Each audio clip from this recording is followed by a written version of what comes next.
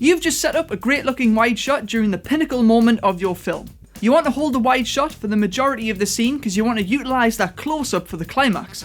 Problem is, your lav mic is cheap and doesn't sound great, and the boom pole for your shotgun mic is too short to properly capture your actor's lines. There are a few ways you can tackle this problem, and today we're going to find out. Welcome to the Film Log.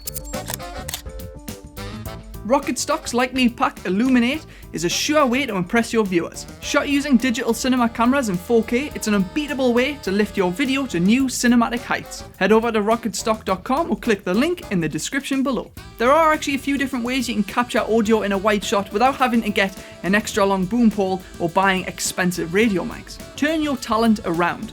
Close-ups are your best opportunity to record clean dialogue because you can position the microphone really close to your actors without it getting in frame. More on positioning your microphone here. It's the first step to getting great sound. If you can find a different angle where you can no longer read the actor's lips, such as from behind, from the side, or so far away you can barely even make them out, you can edit in the audio from the close-ups and the audience will be none the wiser. Just make sure you aren't changing the overall direction of your scene. Plant a microphone.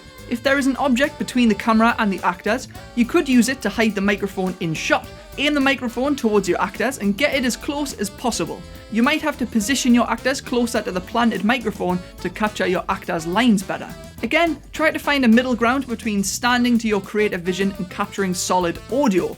There's nothing worse than bad audio in a film. Paint out your sound recordist. If the other options don't work, so you need to see the lips and you can't plant your microphone and hide it properly, you can still capture great audio by using some post-production movie magic. As long as the sound recordist isn't physically in the way of the actor in the scene, you can use something called a clean plate to remove the sound recordist in post-production. Film your scene with the sound recordist booming the mic beside the actor, then ask the sound recordist to leave the frame and keep rolling so you have plenty of footage of empty space. In post-production, you can use the empty frame you captured to place it in front of the sound recordist, masking them out of the shot. Add a little feathering to the mask layer and you should have yourself a convincing clean plate. There are some things that might disrupt the effectiveness of this technique. Please be aware of any shadows or reflections being cast by the sound recordist, as well as any drastic changes in light. You can avoid the shadows and reflections by having the sound recordist stand on the other side of the frame. A ghostly reflection of the sound recordist will break the illusion.